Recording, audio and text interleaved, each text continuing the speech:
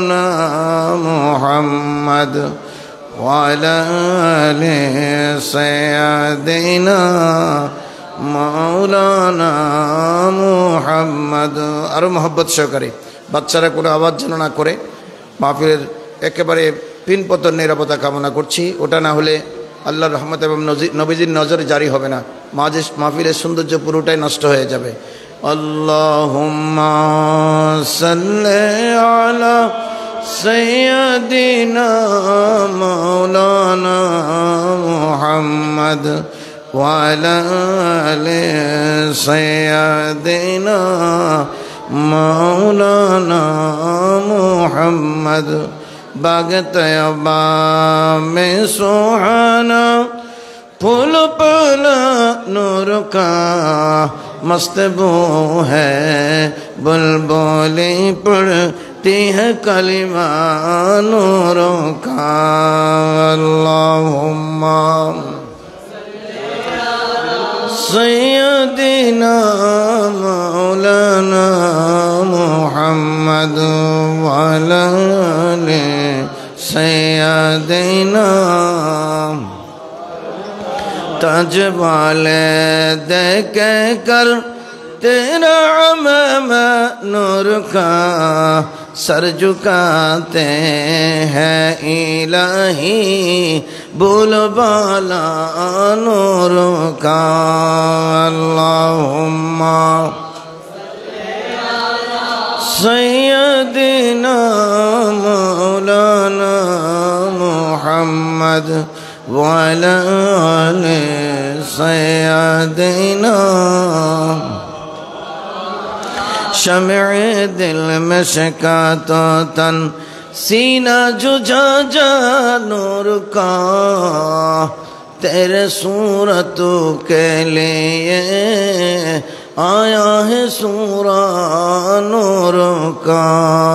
अल्लाहुम्मा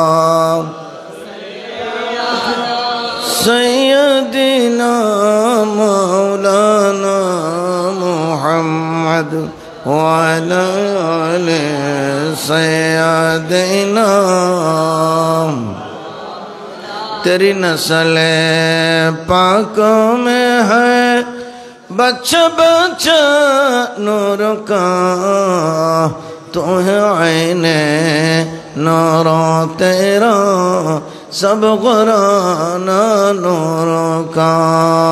अल्लाहुम्मा सय्यदिना मौलाना मुहम्मद वाला आले सय्यदिना। सलातुन या रसूल अल्लाह अलैकुम सलामुन या हबीब अल्लाह। चमक तुझसे पाते हैं सब पाने वाले, मेरा दिल भी चमका दे चमकाने वाले। सलातुन अलैकुम सलामुन या हबीब अल्लाह।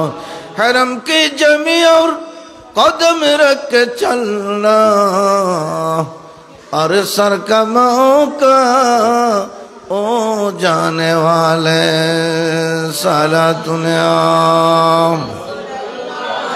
अलैकुम सलामुन या हबीब अल्लाह अलैकुम। চট্টগ্রামের ঐতিহ্যবাহী উপজেলা হাটহাজারী উপজেলার এই সুপ্রসিদ্ধ বরকতময় জায়গা হুজুর আল্লামা আকবর শাহ হযরত কেবলার স্মৃতি বিজড়িত আমাদের সেই মাদ্রাসা এলাকায় আলা হযরত তরুণ সংঘের ব্যবস্থাপনায় এবং আশপাশের বিশেষ করে তিন সমাজের আকবরী এলাকার সর্বস্র সুন্নি জনসাধারণের সহযোগিতায় ঐতিহাসিক শাহাদাতে কারবালা ও আলা হযরত কনফারেন্সের সম্মানিত সভাপতি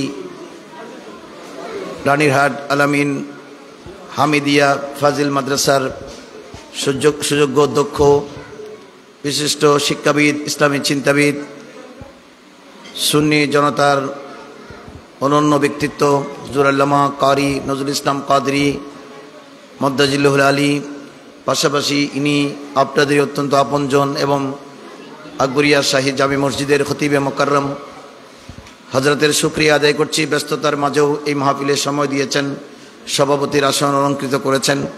আজকে মাহফিলে যিনি প্রধান বক্তা হিসেবে উপস্থিত থাকবেন, সুন্নি জনতার নয়নমণি, জামি আহমদিয়া সুন্নিয়া আলিয়ার ফিকহ বিভাগের প্রধান ফকি হুজুর আল্লামা আবুল হাসান মোহাম্মদ উমাইর রজভী মদ্দাজিলুল আলী, অধিগর উলামা ইকরাম, বিশেষ করে মৌলানা মোহাম্মদ নুরুল আমিন উসমানী, হুজুর আল্লামা মোহাম্মদ নিজামুদ্দিন আল কাদরি সহ অধিগর উলামা ইকরাম, মুরব্বিয়ানে আজম, আলে হজরত প্রেমী ভাইরা আমার, পর্দানসীন মা ও বোনেরা, আসসালামু আলাইকুম ওয়া রাহমাতুল্লাহি ওয়া বারাকাতুহু।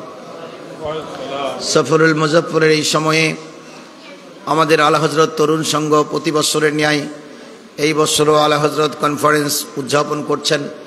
আমি সর্বপ্রথম আল্লাহর শুকর আদায় করবার পরে, নবীজির চরণে লক্ষ কোটি দরুদ ও সালাম পেশ করবার পরে আলা হজরত তরুণ সংঘের প্রতিটি কর্মকর্তার শুকরিয়া আদায় করছি।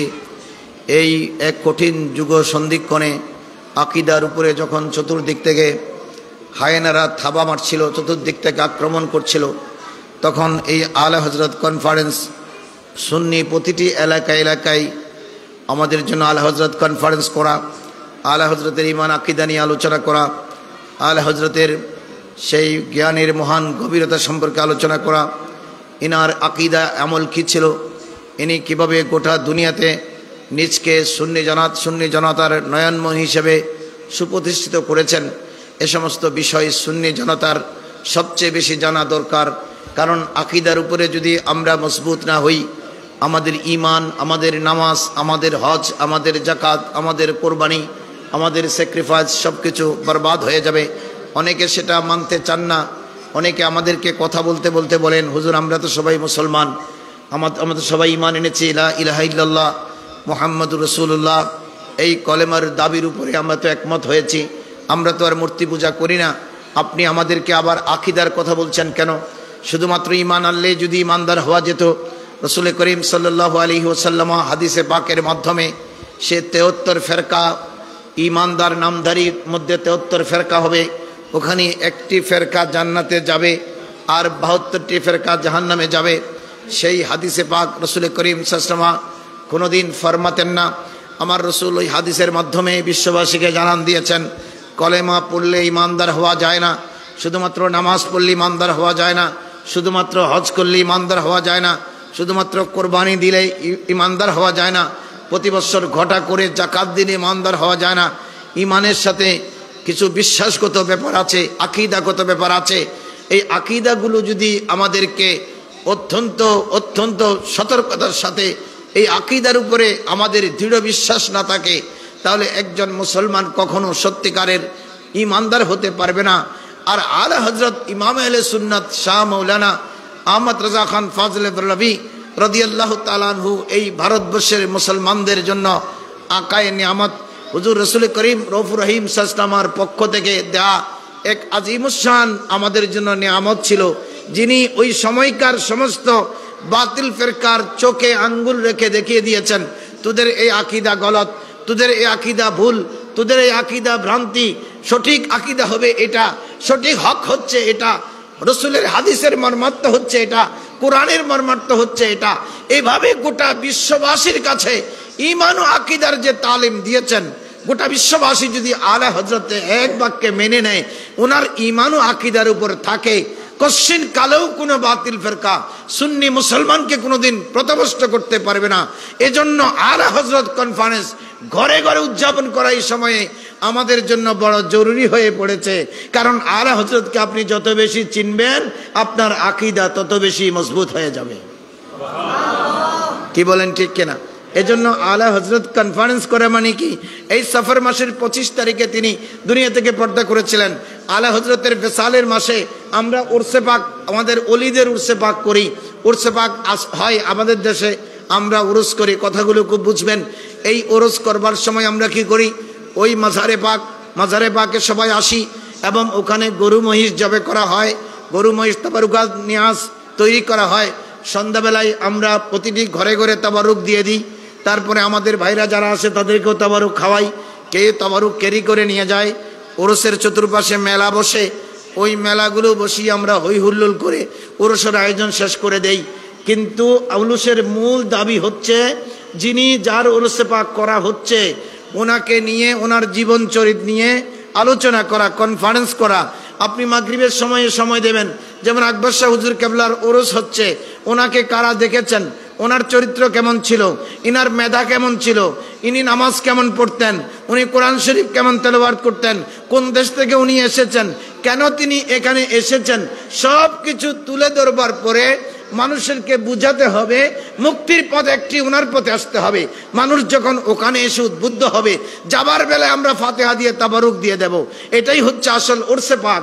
ইনার ইসাল করবার জন্য মাহফিল শেষে সূরা ফাতিহা পড়বো, দরুদ শরীফ পড়বো, সূরা ইখলাস পড়বো, সূরা আলাম নাসরা পড়বো, আয়াতুল কুরসি পড়বো, সূরা ফালাক পড়বো, সূরা নাস পড়বো, মিলাদু কিয়াম দরুদ সালাম হবে, খতিবে মুকাররম দোয়া করবে, ওনার ওসিলাই আমরা আল্লাহর কাছে মাপ চাইবো, ইনিও ইনার কবরের মধ্যে সওয়াব পৌঁছাবো, ইনিও আল্লাহর কাছে আরো বেশি মকবুল হবেন, ইনি আমাদের জন্য দোয়া করবেন, গোটা এলাকাবাসীর উপর আল্লাহর রহমত নাজিল হয়ে যাবে। এটাই হচ্ছে উরসে পাক পালন করার সর্বোত্তম তরিকা। জোরে বলুন সুবহানাল্লাহ। আমরা এখন করি কি, উরসে পাক করবার সময় আগে টাকা তুলবো, ব্যাপকভাবে টাকা তুলে গরু মহিষের জন্য আগে বাজেট করব। মাহফিল কিন্তু নাই, আলোচনা নাই, ওনার জীবন নিয়ে চর্চা নাই, নামাজের কথা নাই, শুধু উরস মোস্তাহাব ওটার উপরে এসেছি। বিশাল বিশাল ডেকের তাবারুক হয়ে গেছে, বাস তাবারুক নিয়ে আমরা বাড়ি চলে গেছি। খেতে পেরেছি সেইও খেয়েছি, খাইতে ডাক্তার মানা করেছে সেইও খাচ্ছি, তারপরে গিয়ে আস্তে আস্তে আমরা অসুস্থ হচ্ছি। কিন্তু আসল রুহানি খোরাক হচ্ছে যে আমার সেই বুজুর্গ যিনি দুনিয়াতে এসেছেন, স্যাক্রিফাইস করেছেন, ত্যাগ স্বীকার করেছেন। আকবর শাহ হুজুরের বাড়ি এখানে ছিল না, বিন্দেশে ছিল, উনি এখানে এসেছেন, এখানে এসে আবাদ করেছেন, মসজিদ কায়েম করেছেন, কবরস্থান করেছেন, মানুষকে হকের দিশা দিয়েছেন। তো উনি কেন স্যাক্রিফাইস করলেন? ইনার বাবারও তো জমি জমা ছিল, ইনারও তো বাড়ি করার স্বপ্ন ছিল, ইনারও তো পরিবার গড়ার স্বপ্ন ছিল, ওনারও তো ছেলে মেয়ে প্রতিষ্ঠা করার স্বপ্ন ছিল। দিন ইসলামের জন্য যিনি কোরবানি দিয়েছেন, এটা যদি আমার ভাইগুলো বুঝে নেয়, ইনারাও আস্তে আস্তে ইনার পথ ধরবে এবং সকলে মসজিদমুখী হবে, সকলে অন্যায়কে ছেড়ে দেবে, মিথ্যা কাজ ছেড়ে দেবে। এক আকবর শাহর উসিলাই মাদ্রাসার শত শত মানুষ আল্লাহর ওলি হয়ে যাবে। কি বলেন, ঠিক কিনা? ঠিক। কিন্তু এখন ওই আমরা কিছুই বুঝছি না ওনার সম্পর্কে। এজন্য আমার আলা হযরত কনফারেন্স যারা করতেছেন, এনাদের শুকরিয়া আদায় করতেছি এজন্য যে এনারা কনফারেন্স করেছেন। এখানে হান্ডি পাতিলের বড় আওয়াজ শোনা যাচ্ছে না, মাহফিল ডেকেছেন। এজন্য আমার ভাইদের উচিত মাহফিলে এসে শরীক হওয়া, আলা হজরতের জীবন সম্পর্কে শোনা। যেহেতু এটা আলা হজরত কনফারেন্স, এই কনফারেন্সে আলা হজরতের কথাই হবে। হুজুর অনেকে আমাদেরকে প্রশ্ন করেন, আলা হজরত বিরুদ্ধবাদী বিশাল একটা গোষ্ঠী আছে, ওনারা আলা হজরতকে একদম সহ্য করতে পারেন না। সুন্নি নামদারিদের মধ্যেও আছে। খুব বুঝবেন, আমি কোনো পেশাদারি বক্তা নই। হজরত পাশে আছে, ওনাকে বসিয়ে কথা বলছি যে আমি শুধু কিছু মুদ্রা কথা আপনাদের কাছে বলে যাব। আলা হজরতকে আমাদের মধ্যে সুন্নি যারা আছেন অনেকে পছন্দ করেন না, অনেকে আবার ওনাকে পছন্দ করেন। আপনি বলতে পারেন, হুজুর আলা হজরতকে সুন্নিরা কেন পছন্দ করবে না? ইনি তো সুন্নিদের ইমাম। তথাকথিত কিছু সুন্নি পছন্দ করবে না কেন জানেন? ইনি আমাদের সবার পক্ষে, সুন্নিদের পক্ষে কথা বলেছেন। যত রকমের বাতিল ফেরকা আছে তাদের বিরুদ্ধে ইনি কলম ধরেছেন।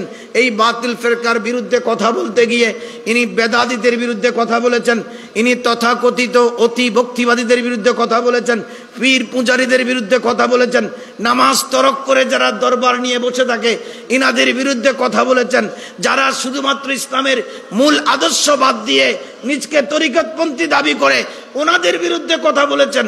এভাবে কথা বলতে বলতে বলতে বলতে এমন এক মহান আদর্শ তিনি নিয়ে এসেছেন, অনেকের গায়ে লেগেছে। অনেকে বলে যে আলা হজরতকে আমরা মানি না। তুমি না মানলেও কিছু যায় আসে না। আমরা যারা আলা হজরতের জন্য আমরা কুরবান, আমরা কিয়ামত তক আলা হজরতকে মানব। কারণ আলা হজরত মানার মতো মেরেছেন আমার নবী মুস্তাফাকে। জোরে বলুন সুবহানাল্লাহ। এজন্য আলা হজরত ঈমান আকীদার ব্যাপারে কোনোদিন কাউকে স্যাক্রিফাইস করেননি। এজন্য উনি হয়েছেন আলা হজরত।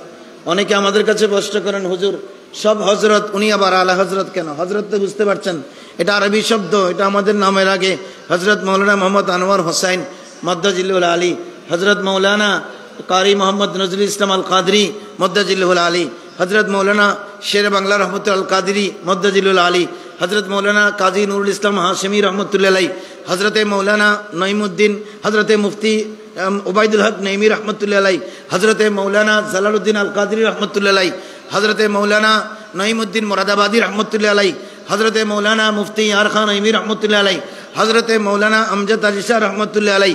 সব মৌলানার আগে হচ্ছে হজরত, হঠাৎ করে এক মৌলানার পূর্বে আলা হজরত। এই জন্য সবাই একটু প্রশ্ন তুলে, আমাদেরকে অনেকে প্রশ্ন করে, হুজুর সব হজরত হজরত। অনেকে এইভাবেও বিয়াদবি করে, কয় যে সিদ্দিক আকবরের নামের আগে হজরত, উনি কেন আলা হজরত?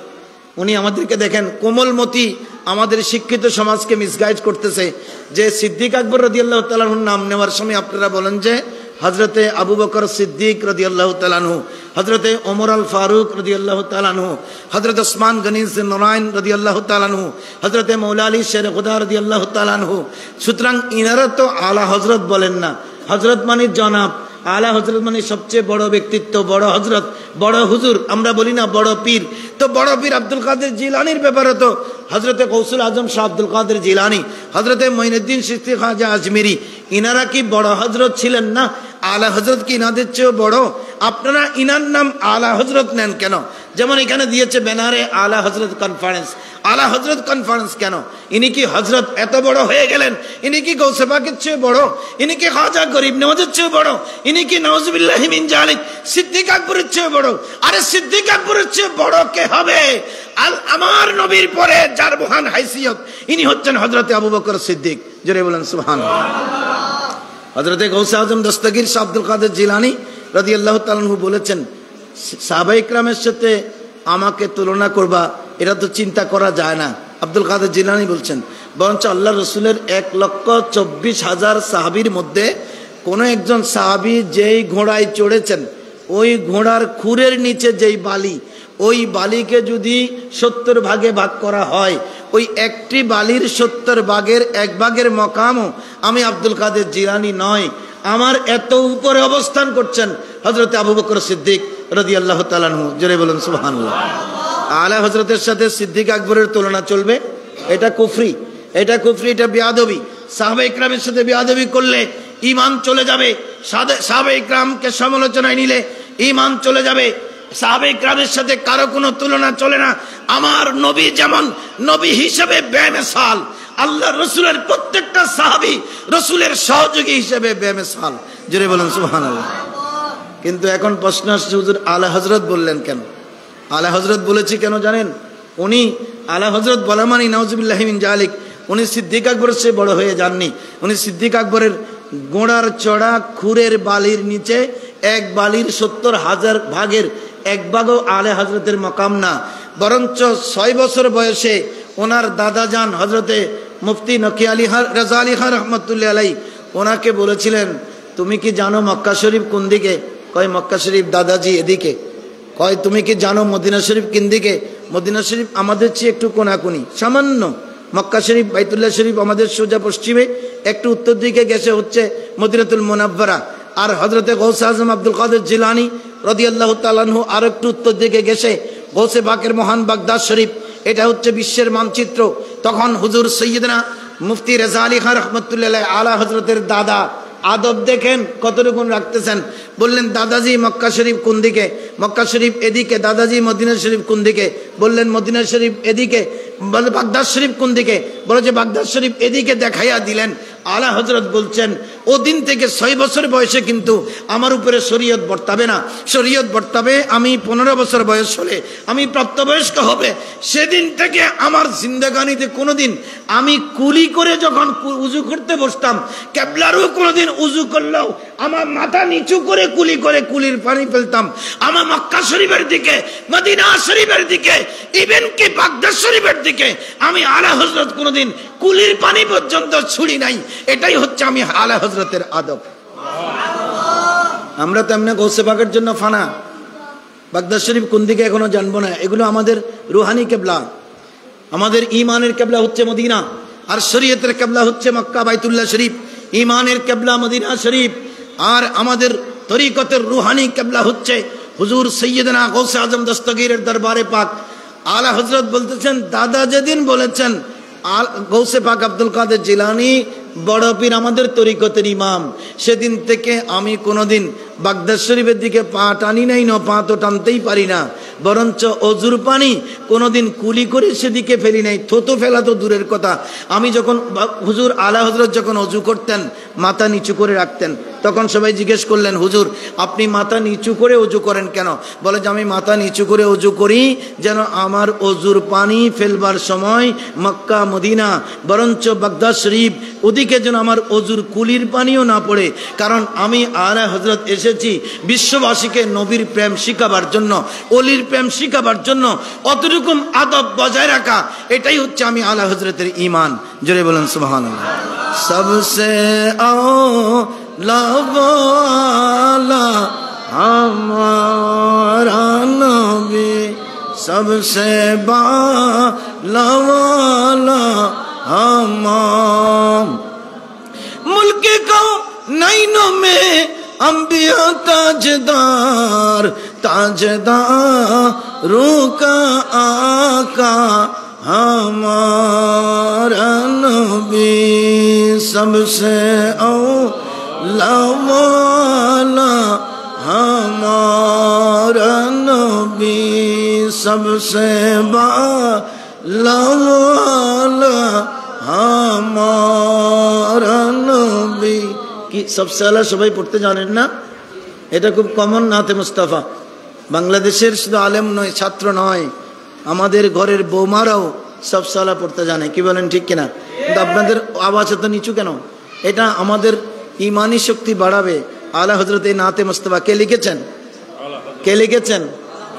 কে লিখেছেন বলেন? প্রত্যেকদিন পড়ি, খতমে গৌসিয়া শরীফ পড়বার সময় শুরুতেই তো सबसे आला वाला हमारा नबी। কি বলেন ঠিক কিনা? কিন্তু অনেকে জানেন এটা কি লিখেছেন। এটার মধ্যে শরীয়তের হাজারো হাজার মাসালার, আকীদার হাজার মাসালার জবাব হয়ে গেছে এক নাতে মুস্তাফার মাধ্যমে। এটা হচ্ছে আলা হযরতের অনবদ্য প্রেম গাথা নাত। সবাই মহব্বত সহকারে পড়ুন। सबसे आला वाला हमारा नबी सबसे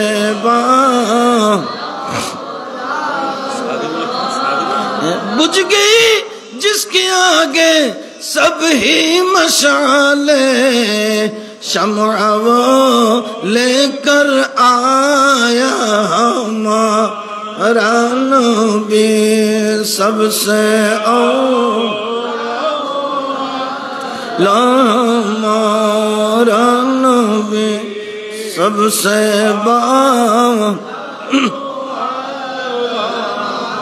হুজুর আলা হযরত উপাধিটা কে দিয়েছেন? এটা তো ওনার নাম না, ওনার নাম হচ্ছে আহমদ রাজা। ওনার নাম কি? কথা বলেন, ওনার নাম কি? ওনাকে না চিনলে তো কনফারেন্স করে লাভ নেই, ওনাকে চিনাই দিতে হবে একেবারে তৃণমূলে। ওনার নাম কি ছিল, বাড়ি কোথায়, ওনার বাপের নাম কি, দাদার নাম কি, ওনার অভ্যাস কি ছিল, চরিত্র কি ছিল, খাসলত কি ছিল, তারপরে না মহব্বত আসবে, सबसे आला পড়তে ভালো লাগবে। কারণ লেখককে চিনি, লেখককে চিনলে, ওনার সম্পর্কে জানলে তখন নাতের প্রতি মহব্বত বাড়বে, হুজুরের প্রতি মহব্বত বাড়বে। বলবেন যে হুজুর তো মসলকে আলা হযরতের মানুষ, দুনিয়ার জমিনে ওনার প্রতি মহব্বত বেড়ে যাবে। কারণ কি, আলা হযরত এসেছেন দুনিয়ার জমিনে মানুষের কলবে নবীর প্রেম বাড়াইয়া দেবার জন্য। জোরে বলেন সুবহানাল্লাহ। ওনাকে আল্লাহ তৈরি করেছেন আকায়ে নিয়ামত করে, আমার নবী নিয়ামত হিসেবে পাঠিয়েছেন। ওনাকে ভারতবর্ষের জন্য উপহার পাঠিয়েছেন, দয়া পাঠিয়েছেন, বরকত পাঠিয়েছেন, ইজ্জত পাঠিয়েছেন, নবীর প্রেমিক পাঠিয়েছেন, আলা হযরত পাঠিয়েছেন। এজন্য আলা হযরত এটা ওনার উপাধি। হুজুর উপাধিকে দিয়েছেন নিজে নিজে, নিজে নিজে। আমাদের দেশে তো নিজে নিজে উপাধি দেয়। যেমন কোনো কিছু পড়ে গেলে, যেমন আমার নামের যদি আমার লকব আলকাব কিছু পড়ে যায়, ফোন করে আমি বলে দেব, ভাই আমি তো আল কাদেরি, আপনি আল কাদেরি লেখেন নাই কেন? এই লিভলেট হবে না, এই লিভলেট হবে না, আপনি লিভলেট চেঞ্জ করেন, নইলে আমি মাহফিলে যাব না। আমাদের লকব পড়ে গেলে আমি উঠাই দিই, লকব পড়ে গেলে উঠাই দিই যে হুজুর এটা লিখে দেন, ওটা লিখে দেন, আমাকে পীরে তরিকত লেখেন, আমাকে মুফতি আজম লেখেন, মুফতি আলে সুন্নত লেখেন। কত লকব আমরা জুড়ে দেই, নাম খুঁজে পাওয়া যায় না, মৌলানাদের নাম আগে পড়ে। আর হজরতে আলা হজরত একটি লকব নিজের জন্য দিয়েছিলেন, বাবারা নাম লিখেছেন, দাদার নাম লিখেছেন আহমদ রেজা। আলা হজরত নিজের নামের উপর একটা লকব দিয়েছেন, সব লকব পড়ে পিছনে, ওনার লকব দিয়েছেন আগে। লকবটা ছিল আব্দুল মুস্তাফা আহমদ রেজা। জোরে বলেন সুবহানাল্লাহ। আব্দুল মুস্তাফা নিজের নামে নিজের লকব দিচ্ছে কি, আমাকে আহমদ রাজা আমার দাদা রেখেছেন, ঠিক আছে ওটা আমার নাম, ওটা আমি মানলাম, কিন্তু একটি নাম বাদ পড়েছে। সারা পৃথিবীবাসীর কাছে আমি পরিচিত হতে চাই আব্দুল মুস্তাফা, নবী পাকের গোলাম হিসেবে। জোরে বলুন সুবহানাল্লাহ। আমার আর কোনো পরিচয় নাই, আমার পরিচয় হচ্ছে আমি গোলামে মুস্তাফা। জোরে বলুন না সুবহানাল্লাহ। আমরা দেখুন পরিচয় দিতে চাই যে আমি আল কাদরি, আমি অমুক, আমি তমুক, আমি মুহাদ্দিস, আমি মুফতি, আমি মুফাসসির, আমি দার্শনিক, আমি চিন্তাবিদ। এগুলো সব বলো, না বললে বড় বড় চোখ করে তাকায় যে আমার নামের পিছনে উপস্থাপনা করতেছে এই গণ্ডমূর্খ বেকু বেটারে কে দিছে, আমার নামটাও তো বলতে জানে না, আমাকে বড় করে তুললে না তারপরে না হাদিয়া বাড়বে। আলা হযরত বলছেন আমি হাদিয়া বাড়াতে আসি নাই, বরঞ্চ হাদিয়া দিতে আসলে মহা বিপদে পড়তেন। এক লোক আসছেন আলা হযরতের কাছে তাবিজ নেওয়ার জন্য। কি নেওয়ার জন্য? তাবিজ। তাবিজ দেওয়া কিন্তু জায়েজ, তাবিজ দেওয়া কি জায়েজ, তাবিজ ব্যবহার করা জায়েজ। ওদিকে আমি যাব না, এখানে মুফতি সাহেবরা কথা বলবেন, ওখানে আমাদের ওমাই রেজভী সাহেব কথা বলবেন। হুজুরের কাছে আসছেন তাবিজ নেওয়ার জন্য, মনে মনে চিন্তা করেছেন হুজুরের সাথে দেখা করব, একটা তাবিজও নেব। কারণ হুজুর তাবিজ দিতেন, তাবিজ লিখতেন। কারণ অনুনাজ্জিলু মিনাল কোরআনি মা হুয়া শিফা, গোটা কোরআন শরীফ আল্লাহ পাঠিয়েছেন শেফার জন্য। কোরআনের বিসমিল্লার বা ওটাও শেফা, ইসমুন এটাও শেফা, প্রতিটি অক্ষর শেফা, প্রতিটি আয়াত শেফা, প্রতিটি নোক্তা শেফা, প্রতিটি সাইন শেফা, প্রতিটি সূরা শেফা। এজন্য আলা হযরত এগুলো জায়েজ দিয়ে শেফার জন্য তদবির দিতেন। আলা হযরত বলতেন দুনিয়ার ডাক্তারের কাছে যেতে হবে না, আমার নবী হচ্ছেন ডাক্তারদের মহা সবচেয়ে বড় বিজ্ঞানী, আমার স্বাস্থ্য বিজ্ঞানী নবী।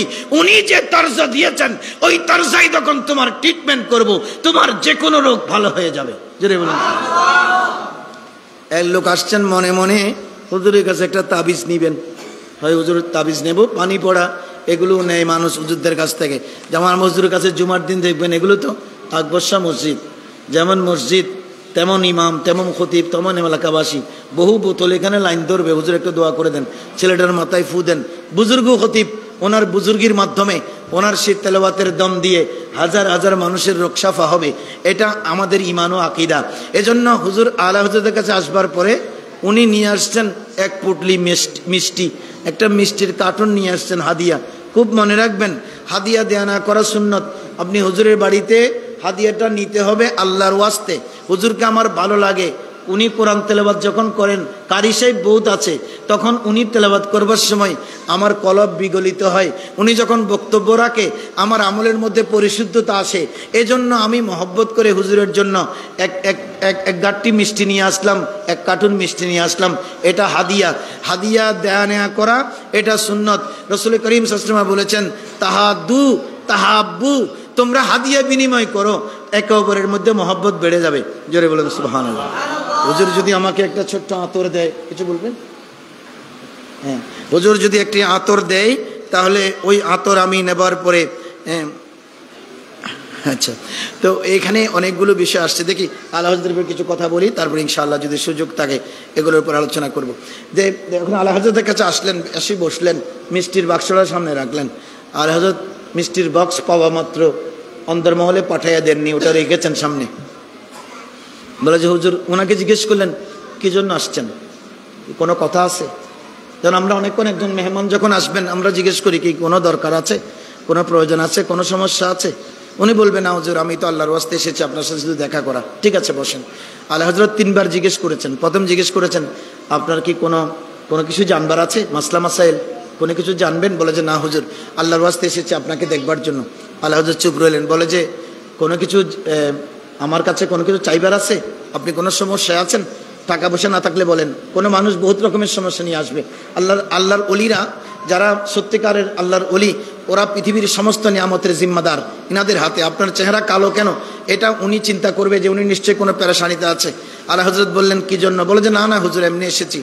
অনেকক্ষণ পরে তিনবার জিজ্ঞেস করবার পরে আলা হযরত মিষ্টির কার্টুনটা ভিতরে পাঠাইয়া দিলেন।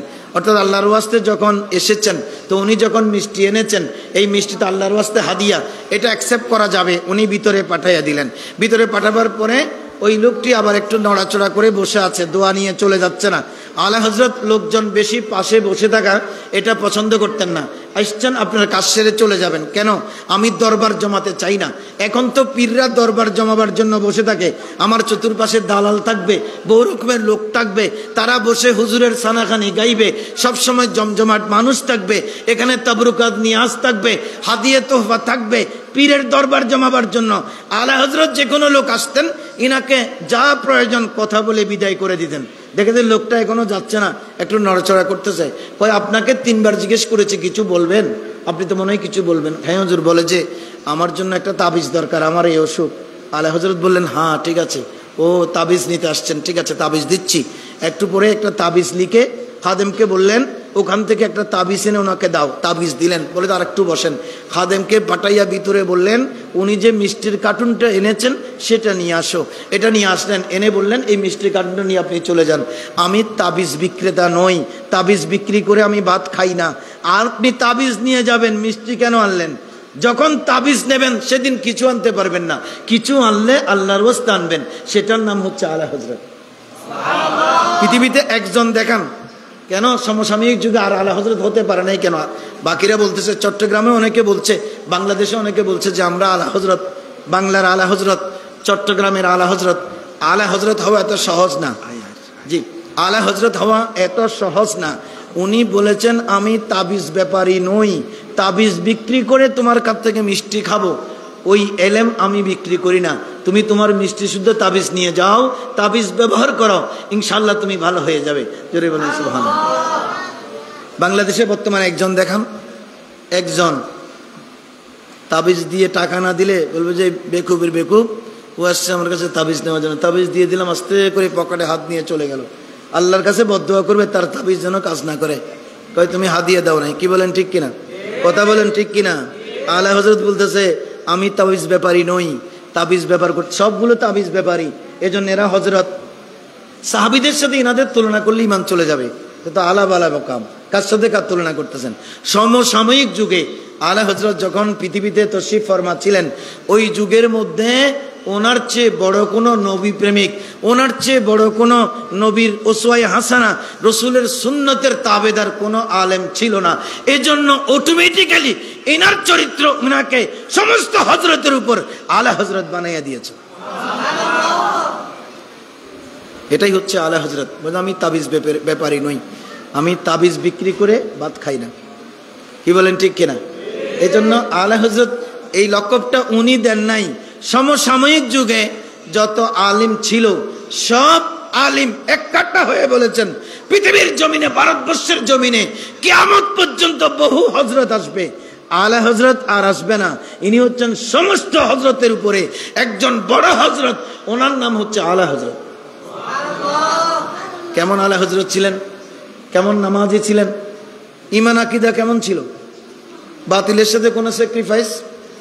আমরা তো এখন সুন্নি, কিন্তু সুন্নি হয়ে বাতিলের সাথে খলত মলত করে ফেলবো সব কিছু। কয় অসুবিধা নাই তো, এরাও তো মুসলমান, আমরাও মুসলমান। একসাথে বসে বিভিন্ন খানা পিনা, খানা মেজবানি, আমাদের মাহফিল মেজবানি, বিয়ে শাদী সব কিছু চলতেছে। আলা হজরত কোনোদিন বাতিলের সাথে কোনো বিষয়ে এক নিমিষের জন্য আপোষ করে নাই। ওনার 2 হাত চলতো, 2 হাতে লিখতে পারতেন। উনি সব্যচাষী ছিলেন। আমাদের যে ক্রিকেটার অলরাউন্ডার আছে না, তো আমি বললাম যে অলরাউন্ডার কি? কয় অলরাউন্ডার হুজুর এ বাম হাতেও পিটায়, ডান হাতেও পিটায়, এ ওই যে বোলিং ফিল্ডিং সব কিছু পারে, এজন্য ও অলরাউন্ডার। আমার আলা হজরত হচ্ছে নবীর প্রেমের অলরাউন্ডার। দুনো হাতে লিখতে পারতেন, দুনো হাতে। কোন হাতে? দুনো হাতের লেখা মুক্তের মতো। জোরে বলেন সুবহানাল্লাহ। আমাকে বাম হাতে লিখতে দিলে এটা আমি সেরাবেরা করে ফেলবো, ডান হাতেরটা ঠিক থাকবে, কারণ বাম হাতে আমি অভ্যস্ত না। তো একজন জিজ্ঞেস করেছেন আলা হজরতকে, হুজুর আপনি দুনো হাতে লেখেন কেন? আর দুনো হাতে কি লেখেন? একসাথে 2 কলম চালান, 2 কলম একসাথে চালান। কয় এটা আমার নবীর প্রশংসার জন্য ডান হাত ব্যবহার করি, যা লিখি নবীর শানে সবকিছু ডান হাতে লিখি, আর বাতিলের বিরুদ্ধে যা লিখি সবকিছু বাম হাতে লিখি। জোরে বলেন সুবহানাল্লাহ। বাতিলকে লিখবার সময়, কোনোদিন কোনো চিঠির জবাব দেওয়ার সময়, বাতিলের অ্যাড্রেসে কোনো মাসালার জবাব দেওয়ার সময় ডান হাত ব্যবহার করতেন না, কারণ ডান হাত হচ্ছে নেক কাজে অগ্রবর্তী হাত। ওযু করার সময় ডান হাতে কুলি। কি বলেন ঠিক কিনা? কথা বলেন। ডান দিক থেকে শুরু। ভাত খাওয়ার সময় কোন দিক থেকে? কোরআন শরীফ পড়বার সময় আঙ্গুল ডান আঙ্গুল দিয়ে ধরে ধরে কোরআন শরীফ নেবার সময় ডান হাতে নেব। মুরব্বীরা টাকা পয়সা দিলে, আমাকে হাদিয়া তোফা দিলে ডান হাতে নেব। এজন্য যেই ডান হাত নবীর সুন্নতের জন্য ব্যবহার হয়, এই ডান হাত আমি বাতিলের বিরুদ্ধে জবাব লেখার জন্য এই হাত ব্যবহার করব না। এজন্য আমার বাম হাত চলে বাতিলের বিরুদ্ধে, ডান হাত চলে মুস্তাফার শানে। ওনার নাম হচ্ছে আলা হযরত। মনে থাকবে? কথা বলেন, মনে থাকবে? আলা হযরত। আচ্ছা হুজুর, ইনি কেমন ছিলেন? আলা হযরত নামাজ কালাম পড়তেননি? জোরে বলুন না সুবহানাল্লাহ। নামাজ 6 বছর বয়স থেকে শুরু করেছেন। কয় বছর? 6 বছর বয়স। 6 বছর বয়সে তো আমার গায়ে লেংটি ছিল যে, কি বলেন ঠিক কিনা? আমাদের লেংটি, হাফ প্যান্ট। তখন আমাদের সময় হাফ প্যান্টের যুগ আসে নাই। আমরা লেংটি পড়তাম যে, কাঁধের উপর দিয়ে দৌড় দিতাম 6 বছর বয়সে। এখনো তো বাচ্চারা 6 বছর বয়সে হাফ প্যান্ট। আরে বাচ্চারা কেন, এখন তো যুবকরা 18, 19, 20, 22, 25, 30 হয়ে গেছে। দেখবেন যে গ্রামে গ্রামে হাফ প্যান্ট পরে হাঁটে। এখানেও আছে, মাদ্রাসাতেও থাকবে। মাদ্রাসা তো হাটাজারির বাইরে, নামি তো হাটাজারির ছেলে, চট্টগ্রামের ছেলে হাফ প্যান্ট পরে মোটরসাইকেল চালায় চলে যায়। বাড়িতে যখন থাকবে হাফ প্যান্ট পরবে। মা বোনের কাছে সতর্ক করতে হবে কিনা? সতর থাকতে হবে কিনা? মা বোন, মা আপনার সতর দেখেছেন 7 বছর বয়সের আগে। 7 বছর বয়স থেকে মায়ের সাথে আপনার বিছানা আলোক করে দিতে হবে। 10 বছর থেকে কমপ্লিটলি হারাম। 10 বছর বয়স থেকে মায়ের সাথে একজন পুত্র সন্তান আর ঘুমাতে পারবে না। এটাই হচ্ছে আমাদের ইসলামী শরীয়ত। কি বলেন ঠিক কিনা? বোনের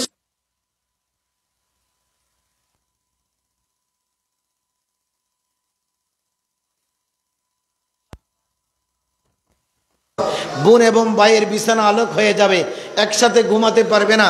ইভেন কি ছেলের বয়স যখন 10 বছর আর গ্রোথ যদি বেশি হয়, 7 বছরেও যদি সেই পেকে যায়। এখন তো মোবাইলের কারণে 7 বছরেও ছেলেরা পেকে গেছে, সব বুঝে। এজন্য বিছানা আলোক করে দিতে হবে। বাবা মায়ের সাথে সে থাকতে পারবে না, তার বিছানা আলোক হয়ে যাবে। এটাই হচ্ছে শরীয়ত। তো আপনি এসে যে 20 বছর বয়সে হাফ প্যান্ট পরে মায়ের সামনে ঘুরতেছেন, আপনার সতর মা দেখতেছে কিনা? আপনি বলতে পারেন, হুজুর আমি তো জন্মাবার পরে আমার মা তো আমার সতর প্রত্যেক দিন দেখেছেন, আমার পেশাব পরিষ্কার করেছেন, পায়খানা পরিষ্কার করেছেন, আমাকে পেন্টি পরিয়েছেন, আমাকে কোলে নিয়েছেন, আমাকে নানার বাড়ি নিয়ে গিয়েছেন, আমার স্কুলে নিয়ে গিয়েছেন। আমি কি ওনার থেকে সতর ঢাকতে হবে? হ্যাঁ, যখন শরীয়তের বয়স আপনার হয়ে যাবে, আপনার বয়স যখন 10 বছর হবে, সাথে সাথে আপনার মার সাথে আপনাকে পর্দা করতে হবে। আপনার সতর মা দেখতে পারবে না, মার সতর আপনি দেখতে পারবেন না। এটাই হচ্ছে ইসলামী শরীয়ত। কি বলেন ঠিক কিনা? তো আপনি ঘরের মধ্যে হাফ প্যান্ট পরে ঘুরতেছেন, এলাকার মধ্যে ঘুরতেছেন, আপনি মনে করতেছেন আপনি বড় বাহাদুর ছেলে, আপনি ইউনিভার্সিটি থেকে পড়ে এসেছেন, রাজনৈতিক দলের নেতা হয়েছেন, অমুক তমুক নেতা হয়েছেন, এখন হাফ প্যান্ট পরে ঘোরাঘুরি করছেন। আপনি মনে করছেন আপনাকে মানুষ দেখতেছে না, সবই দেখতেছে, মানুষ বদদুয়া দিচ্ছে, অমুকের ছেলের কাণ্ড দেখো, হাফ প্যান্ট পরে ঘুরে, সেই নিজে গুনাহগার হচ্ছে। আমি সতর দেখবার কারণে আমাকেও গুনাহগার করছে। আমি আকবরিয়া মসজিদ যাচ্ছিলাম নামাজ পড়বার জন্য, হঠাৎ করে তার দিকে নজর পড়েছে, আমি চোখ ফিরিয়ে নিয়েছি, কারণ আমি ওযু করে বের হয়েছি। তার সতর দেখে আমার গুনাহ হবে, ফেরেশতারা তার উপর লানত দেবে। এই ছেলে যত বড় কিছু হোক না কেন, মানুষের মতো মানুষ হতে পারবে না, কারণ সে সতর দেখানোর কারণে মানুষের বদদুয়া নিচ্ছে, আল্লাহর ফেরেশতারা তাকে লানত দিচ্ছে। যে কোনো সময় তার উপর যে কোনো খোদাই গজব নাজিল হতে পারে। এজন্য 10 বছর বয়স থেকে একজন সন্তান কোনোদিন সতর খোলা রেখে চলতে পারবে না। সেটাই হচ্ছে আমাদের ইসলামী শরীয়ত। কি বলেন ঠিক কিনা? ছেলে মেয়েদেরকে ওটা শিখাবেন। অনেক সময় ছেলে মেয়েরা দেখলাম কোরবানির সময় গরু জবে করে, ছেলে সবগুলা গরু জবে করতেছে হাফ প্যান্ট পরে পরে। কিরে তোর, আমি বাড়িতে গেলাম, দেখতেছি গরু জবের ওখানে কষার সাথে আমাদের আপনজন, আমার আত্মীয়, উনি কিন্তু হাফ প্যান্ট পরে গরুর সব কিছু রেডি করতেছে। আমি তারে ডাকলাম, কি ব্যাপার? কই গরুর রক্ত লাগবে, কষ্ট হবে, এই জন্য হাফ প্যান্ট পরেছে। আমি, তুমি কি করতেছো? কোরবানি করা হচ্ছে ওয়াজিব, কোরবানির এগুলো রেডি করা হচ্ছে সুন্নত, 17 টাকা হচ্ছে ফরজ। কি বলেন ঠিক কিনা? সতর না ডেকে তোমাকে কোরবানি করতে বলছে কে? এই গরু জবে করেছি গুনাহ মাফির জন্য, আর তুমি যখন গরুর গোশত রেডি করতেছে এটার তাবারুক থাকবে না, কারণ তোমার উপরে ফেরেশতারা লানত দিচ্ছে। কসাই আসলো, কসাইকে আগে বলে দেবেন যে তোমার সাথে আমার কথাবার্তা আছে, তুমি তো দর করেছো টাকা 10,000-এর কম নিবে না বলেছো, আমি রাজি হয়ে গেছি, আমার কিছু শর্ত আছে। কি শর্ত? আমার গরু রেডি করবার সময় তোমার কাপড় হাঁটুর উপরে উঠতে পারবে না, সতরে গোসমাইরা আমার গরু জবে চলবে না, এই কন্ডিশন মেনে নিবা। তুমি উজু করে আসবা, পেশাব করে পানি নিবা, পবিত্র থাকবা, গরু জবে করবা। এটা নিছক ওরসের গরু নয়, এটা নিছক মেয়ের বিয়ের গরু নয়, এটা হচ্ছে কোরবানির গরু। এটা হযরত ইসমাইল জবিহুল্লাহ যখন জবে হচ্ছিলেন, ওনার স্থলাভিষিক্ত হচ্ছে, এই গরুর উপরে বাহনে চড়ে আমি ফুলসেরাত পাড়ি দেব। এটা পবিত্র নেককার মানুষ জবে করে তাবারুক যখন বানাবে, এই তাবারুক আমার জন্য সাফা হয়ে যাবে। আমরা যখন ল্যাংটা থাকি তখন আলা হযরতের বয়স 6 বছর, উনি কি করতেছে দেখেন। কেন? আলা হযরতের জন্য সুন্নিরা দিওয়ানা। আমাদের ইমামকে আপনাদেরকে পরিচয় করিয়ে দিতে হবে। এই ভাইগুলো সেই দায়িত্ব নিয়েছে যে আলা হযরত যখন 6 বছর বয়স, তখন দাদা মুফতি রেজা আলী খান রহমতুল্লাহ আলাইহি উনি বললেন, দাদাজি আজ থেকে তুমি আমার সাথে মসজিদে যেতে হবে। এমনি ইসলামের হুকুম হচ্ছে 7 বছর বয়স থেকে সন্তানকে মসজিদমুখী করবেন। কয় বছর? কথা বলেন, কয় বছর? 7 বছর। 7 বছর হলে তাকে আপনার সাথে আকবরিয়া মসজিদে নিয়ে যাবেন। বাবা তুমি পড়া বন্ধ করো, অজু করো, নামাজের আজান হয়ে গেছে। অনেক ছেলেরা যুক্তি দেখায়, আব্বা পড়া আছে, কালকে পরীক্ষা, সবচেয়ে বড় পরীক্ষা চলতেছে, 5 ওয়াক্ত নামাজ আমি ছেড়ে দিছি কিনা ওটার উপরে ফেরেশতারা পরীক্ষা নিচ্ছে। আমি কি দেখাচ্ছি? আমার পরীক্ষায় বরকত হবে। A+ পাইয়া রাস্তায় রাস্তায় ঘুরতেছে বহু মানুষ আছে, আর কোন রকমে লাস্ট বেঞ্চ থেকে পাস করে, BCS পাস করে এটা প্রশাসনে ক্যাডার হয়ে গেছে, ম্যাজিস্ট্রেট হয়ে গেছে, এরকম হাজার হাজার প্রমাণ আছে। এজন্য ছেলেকে বলবেন কালকে পরীক্ষা হোক, তোমার কোনো অসুবিধা হবে না, A+ না পাইলেও চলবে, তুমি পাস করলে হবে। আসো আমার সাথে আগে মসজিদে চলো, আমি দোয়া করে দিচ্ছি, আল্লাহ এবং রসুলের দয়া হবে, ইনশাল্লাহ তুমি জগৎ বিখ্যাত শিক্ষাবিদ হতে পারবা। জোরে বলেন সুবহানাল্লাহ। তাকে তার বই বন্ধ করে অজু করে মসজিদে নিয়ে যাবেন, মসজিদ থেকে আবার দ্রুত বাসায় নিয়ে যাবেন, পড়ার টেবিলে বসাইয়া দেবেন। কয় বছর বয়স থেকে? 7 বছর। কিন্তু আলা হযরতের ব্যাপারে ঘটেছে 1 বছর আগে। ওনাকে ওনার দাদা মুফতি রেজা আলী খান রহমতুল্লাহ আলাইহি, কারণ ইনি এমন গড়ে তশরিফ এনেছেন, ইনার বাবাও জগৎ বিখ্যাত মুফতি, ইনার দাদাও জগৎ বিখ্যাত মুফতি, মুফতি নকি আলী খান রহমতুল্লাহ আলাইহি, মুফতি রেজা আলী খান রহমতুল্লাহ আলাইহি। ইনি করিম ইবনে করিম, মুফতি ইবনে মুফতি, মুহাদ্দিস ইবনে মুহাদ্দিস, মুফাসসির ইবনে মুফাসসির, সুজা ইবনে সুজা। ইনি সাধারণ করে জন্মা নাই, ইনার বাবাও ছিলেন জগৎ বিখ্যাত মুফতি, ইনার দাদাও ছিলেন জগৎ বিখ্যাত মুফতি। জোরে বলেন সুবহানাল্লাহ। বললেন হুজুর, দাদা বললেন, দাদাজি কয় তোমার বয়স এখন কত? কয় 6 বছর। কয় কাল থেকে তুমি আমার সাথে মসজিদ যেতে হবে, আস্তে আস্তে মসজিদে গিয়ে নামাজ পড়া শুরু করতে হবে। 7 বছর থেকে নিয়ম, ইনি 1 বছর আগ থেকে শুরু করেছেন, কারণ দাদাকে আগের থেকে তালিম দিচ্ছে। দাদা তো অ্যাডভান্স, উনি বুঝে গেছেন এই ছেলে সাধারণ নয়, এই ছেলে অসাধারণ। জোরে বলেন সুবহানাল্লাহ। 4 বছর 4 মাস 4 দিনে যখন হুজুরের কাছে পড়তে দিলেন, আলিফ বা তাসা পড়া শুরু করেছেন। হুজুর যখন পড়াতে শুরু করলেন, আলিফ বা তা সা জিম হা দাল জাল রা জা শিন সিন সব পড়ে যাচ্ছে।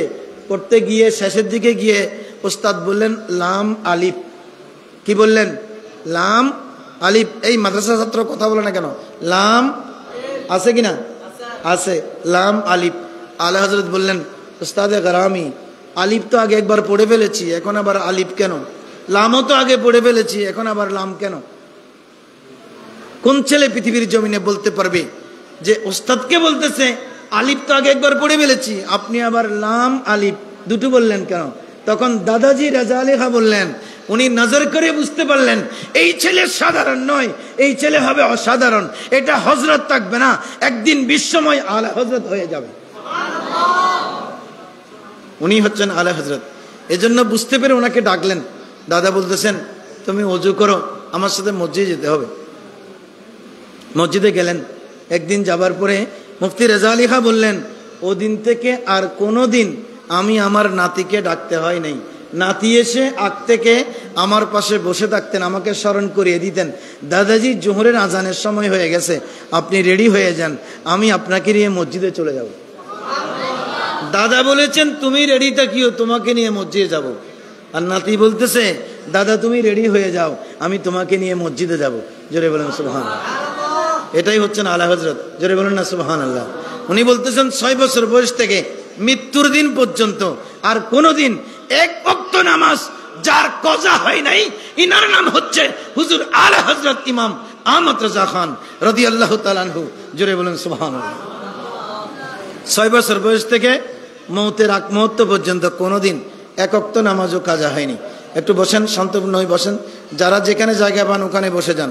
মুস্তাফা জানে রহমত পেলা কো সালাম, মুস্তাফা জানে রহমত পেলা কো সালাম, শমে বজ মে হেদায়ত পেলাম।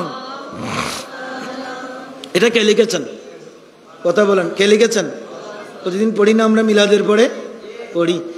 সুন্নি জনতার অন্তরে প্রেমের জাগরণ যিনি দিয়েছেন ওনার নাম হচ্ছে আলা হযরত। কি বলেন, ঠিক কিনা? এখন 6 বছর বয়স থেকে যেতে শুরু করেছেন, কোনোদিন জীবনে একবারও এক ওয়াক্ত নামাজও যার বাদ যায়নি, ইনার নাম হচ্ছে ইমাম আলা হযরত।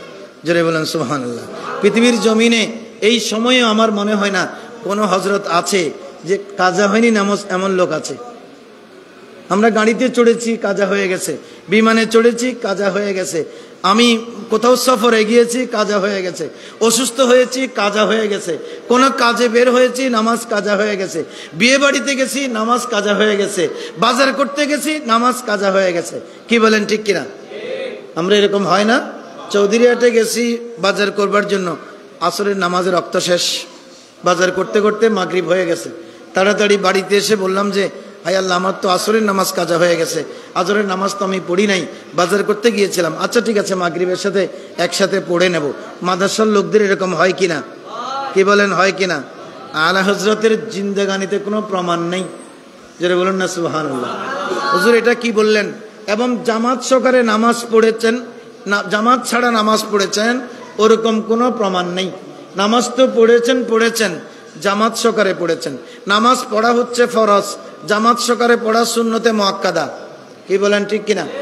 সুন্নতে জামাত বারবার ছেড়ে দিলে, একদিন ছেড়েছেন, 2 দিন ছেড়েছেন, 3 দিন ছেড়েছেন, শরীয়তের ফয়সালা হচ্ছে আপনি আর কোনো ইসলামী হুকুমতের রাজসাক্ষী হতে পারবেন না। ওনার ব্যাপারে শরীয়তের হুকুম হচ্ছে উনি ফাসেক, কারণ আপনি প্রত্যেক দিন জামাত ছেড়ে দেন, ইচ্ছাকৃত অনিচ্ছাকৃতভাবে জামাত ছেড়ে দেন। আলা হযরত ইচ্ছায় অনিচ্ছায় কোনো ইচ্ছা নাই। আলা হযরত বলেছেন আমার আজ থেকে সব ইচ্ছা হবে নবীর ইচ্ছা, আমার ব্যক্তিগত কোনো ইচ্ছা থাকবে না। দহন মে জবা তোমারে লিয়ে, বদন মে হেজা তোমারে লিয়ে, হাম আয়ে ইহা তোমারে লিয়ে, উঠে ভি ওহা তোমারে লিয়ে। আমি এখানে এসেছি তুমি নবীর জন্য, আজ থেকে আমি চলবো আমার মুস্তাফার ইশারাতে, ব্যক্তিগত কোনো ইশারা আমার চলবে না। নবী যা বলেছেন সেটাই বাস্তবায়ন করাই হচ্ছে আলা হযরতের কাম।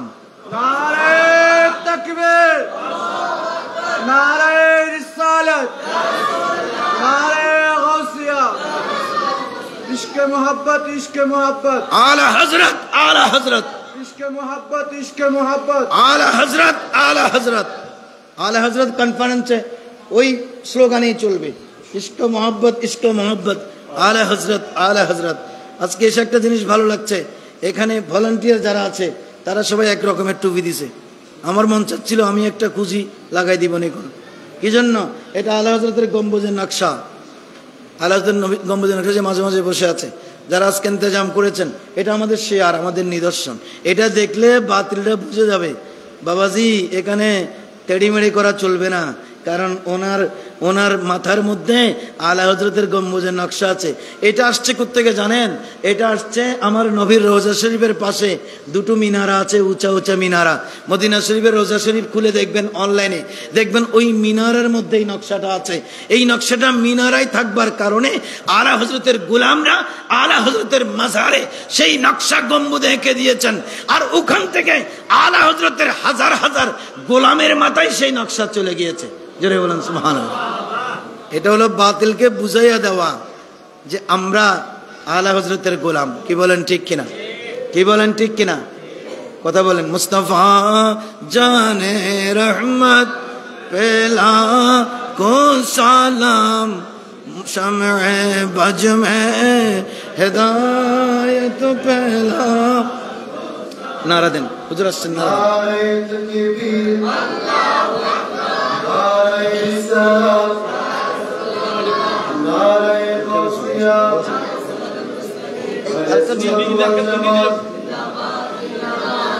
এটাতে কেন বসাচ্ছেন এটা ভেঙে পড়ে যাচ্ছে না মুড়লে হ্যাঁ তারপরও ইন তো দুর্বল মানে মুড়ে সে আর দুর্বল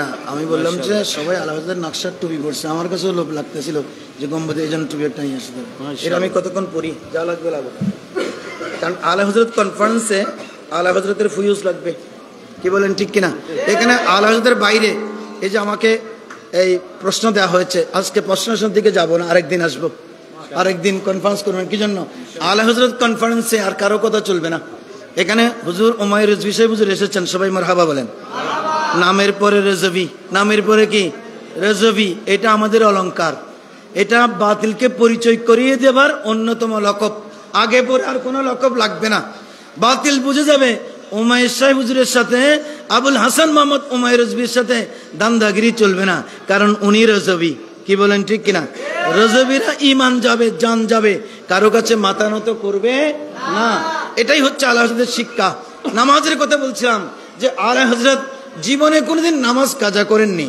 হুজুর আপনি কাজা তো করেননি জামাত ছাড়া কোনোদিন নামাজ পড়েননি জোরে বলেন সুবহানাল্লাহ হুজুর এটা কি করে সম্ভব এটা খুব কঠিন ব্যাপার কেন উনি আলা হযরত ভারতবর্ষে এখন লক্ষ লক্ষ হজরত আছে ওনার যুগ থেকে ইনারা আলা হজরত হন নাই কেন জানেন এনাদের কাছে অতটুকুন আলা হজরতের মতো পেরে উঠেননি কেউ বুকে হাত দিয়ে বলতে পারবেন না যে আমি জামাত সহকারে আমার জীবনের সবকটি ওয়াক্তের নামাজ পড়েছি কোনো না কোনো কারণে আমার উমাইর রিজভী হুজুর বলতে পারবেন না কারণ আমাদের একদিনে 3 ওয়াক্ত জামাতে পড়লে 2 ওয়াক্ত একা হয়ে যায় যে কোনো কারণে আমাদের শগল থাকে আমাদের ক্লাস থাকে আমাদের অন্যখানে সফর থাকে আমাদের নামাজ মিসিং হয়ে যায় কিভাবে জামাত পড়া মিসিং হয়ে যায় এজন্য অন্য হযরত আলা হযরত হতে পারেন নাই উনি আলা হযরত হয়েছেন কেন ওনার জীবনে কোনোদিন এক ওয়াক্ত নামাজ কাজা তো হয়নি বরঞ্চ জামাত ছাড়া পড়েননি কারণ উনি সুন্নতে মুআক্কাদা কিভাবে বাদ যাবে জিনার জীবন থেকে একটা আদনা মুস্তাহাব পর্যন্ত কোনোদিন বাদ যায়নি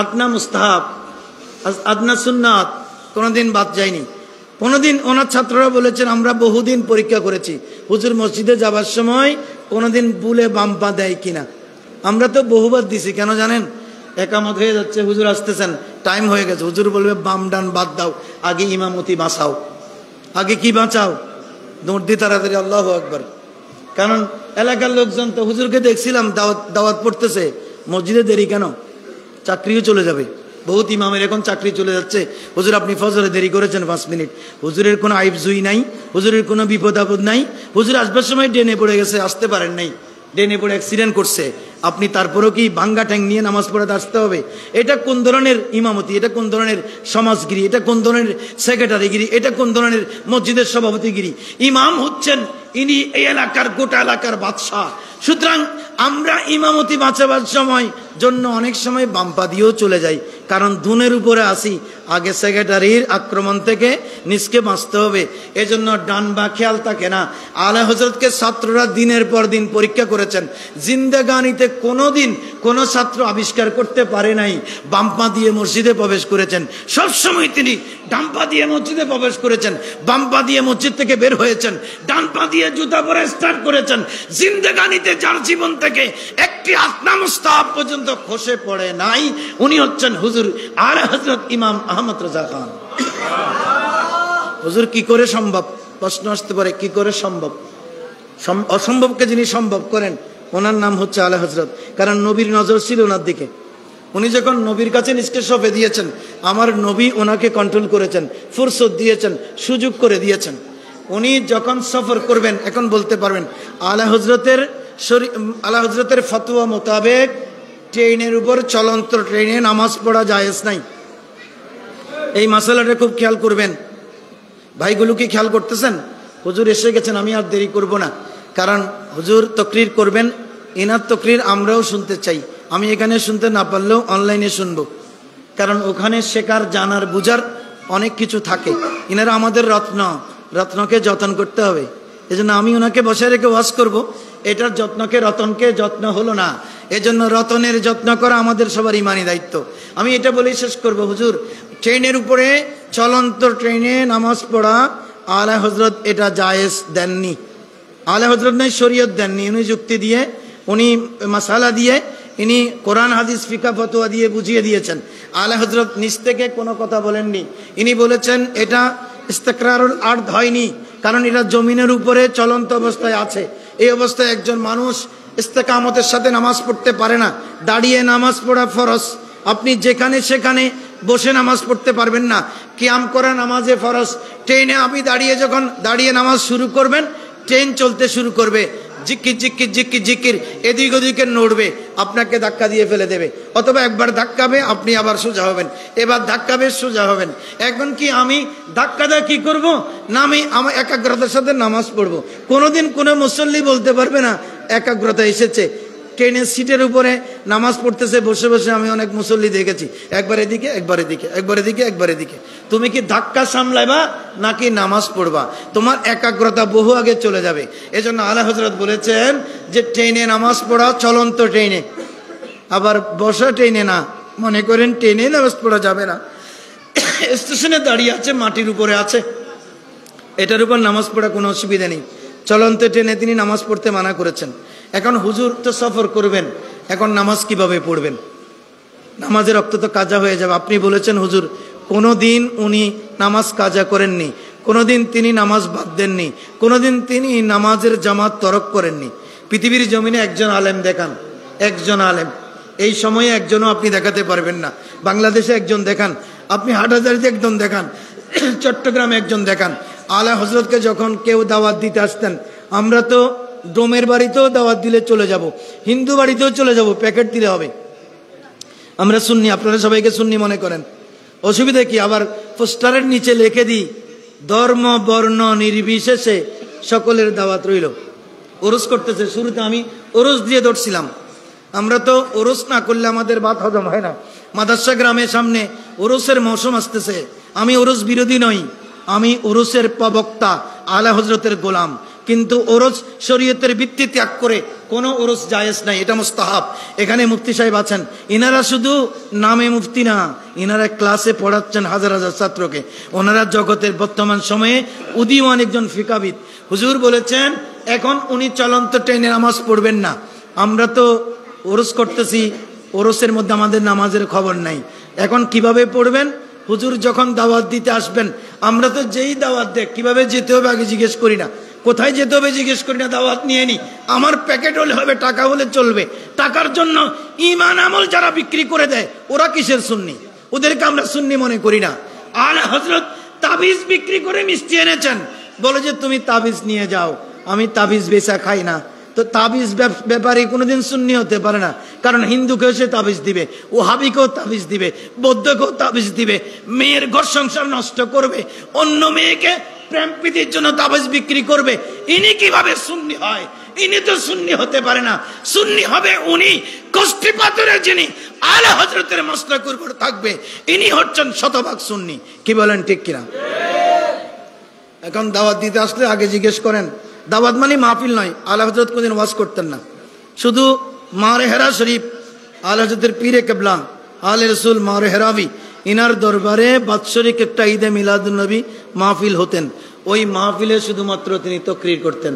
জোরে বলুন সুবহানাল্লাহ। আমরা তো ওয়াজ না পাইলে অস্থির হয়ে যাই। ডায়েরি কাটটা কত বেশি বুক, বন্ধুর সাথে টানাটানি করে ডায়েরি নিয়ে ফেলে আগে, কয় এবছর তো বুক হয়ে গেছে তোর মনে হয়, কয় বেটা ডিসেম্বর পর্যন্ত খালি নাই। ওয়াজ করা আমাদের পেশা হয়ে গেছে, ওয়াজ করা আমাদের নেশা হয়ে gেছে। আলা হযরত ওয়াজ করতেন না। তা আলা হযরতকে দাওয়াত দিতে আসলে মানুষ কি জন্য দাওয়াত দিতেন? দাওয়াত দিতেন এই জন্য, আলা হযরতকে দাওয়াত দিতেন, হুজুর আমরা একটা মাসলকে আলা হযরতের উপরে একটা মাদ্রাসা করেছি, এই মাদ্রাসার দস্তারবন্দি অনুষ্ঠান আগামী মাসের 3 তারিখ। হুজুর আপনি প্রধান অতিথি হয়ে আমার ছাত্রগুলোকে দস্তারে ফজিলত দেবেন। আপনার হাতে আমার ছাত্রগুলোকে আমি আলেমে হক্কানি হিসেবে সার্টিফাই করতে চাই। আলা হযরত যাকে সার্টিফাই করবে ইনি হচ্ছেন সত্যিকারের হক্কানি আলেম।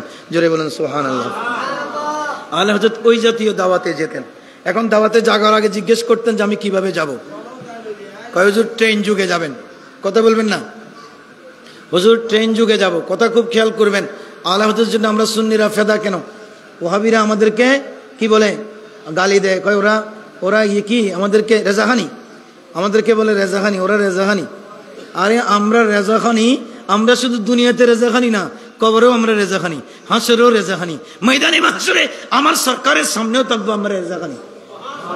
তোরা যখন হা হা লাহাদি করবি, হা হা লাহাদি করবি, আমরা থাকবো তখন আলা হযরতের স্লোগান নিয়ে, মাসলাকে আলা হযরত জিন্দাবাদ, সেটা বলতে বলতে নবীর সামনে আমরা হাজির হয়ে যাব। আলা হযরত জিজ্ঞেস করতেন কিভাবে যাব? হুজুর ট্রেন যুগে। তো কোন ট্রেন, এটা কয়টায় ছাড়বে, কয়টায় পৌঁছবে, কোন স্টেশনে কখন থামবে, পুরো শিডিউল দিতে হতো। খুব খেয়াল করেন, জটিল অবস্থা। আমরা তো বলবো যে বিমানে নিয়ে যাবেন টিকিট দিয়ে, আলা হযরত বলছে ট্রেনে যাব, কিন্তু ট্রেনের শিডিউলটা দাও। কিরকম শিডিউল? আমি উঠবো 3টা বাজে বেরেলি শরীফ থেকে, 3টা বাজে উঠবো, তো জোহরের নামাজ আমি পড়েছি, আসর কোথায় পড়বো আমাকে বলতে হবে।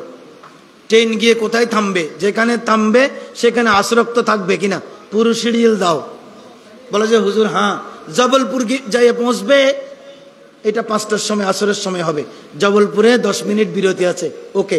আচ্ছা, ওখান থেকে ছেড়ে যাবার পরে মাগরিব কোথায় পড়বো? হুজুর সাহারানপুরে গিয়ে মাগরিবের সময় পৌঁছবে, ওকে। এশার নামাজ কোথায় পড়বো? বলে যে হুজুর এটা রাতের 10টায় গিয়ে আমাদের লাস্ট স্টপেজে পড়বে, আপনি 10টার এশার নামাজের সময় তখন থাকবে। আলা বলবে ঠিক আছে, সেই ট্রেন বুক করো। আমাকে ট্রেন যেখানে থামবে ট্রেনের বগিতে দাঁড়িয়ে নামাজ পড়বার জমাত সহকারে সুযোগ করে দিতে পারলে আমি যেতে পারি, নইলে আলা হযরত ঘর থেকে বের হব না। এক ওয়াক্ত নামাজ ওয়াক্ত মতো পড়া, গোটা দুনিয়ায় সফর করে কোটি কোটি টাকা ইনকাম করার চেয়ে এক ওয়াক্ত নামাজ ওয়াক্ত মতো পড়া আমি আলা হযরতের কাছে সবচেয়ে বড় দামি। কি বুঝলেন? যে সদরিহাট গিয়ে বাজার করবেন, যে বিবি বলতেছে, ছেলের বউ বলতেছে বাবা বাজার লাগবে, কখন?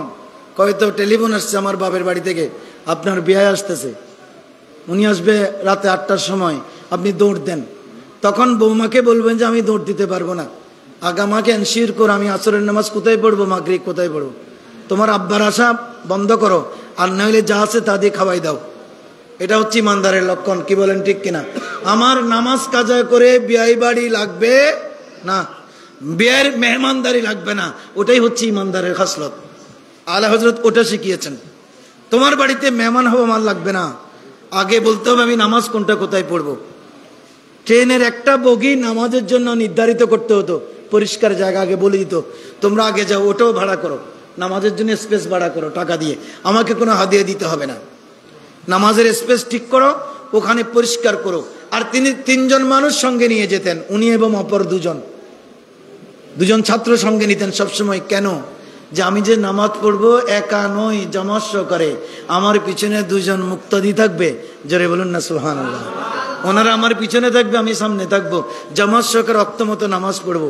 একবার তিনি যখন লাস্ট বার হজে যাচ্ছিলেন, আলা হযরত হজ করেছেন 2 বার। কয়বার করেছেন? 2 বার।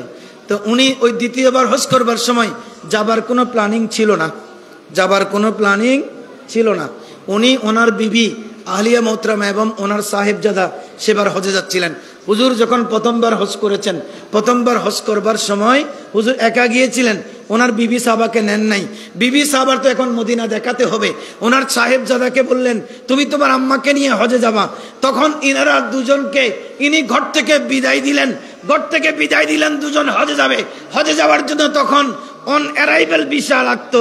আপনি জাহাজে করে বোম্বে থেকে চলে যাবেন, জিদ্দাতে নাইমেই সিল মারবেন, ওটাই হচ্ছে অন অ্যারাইভাল ভিসা।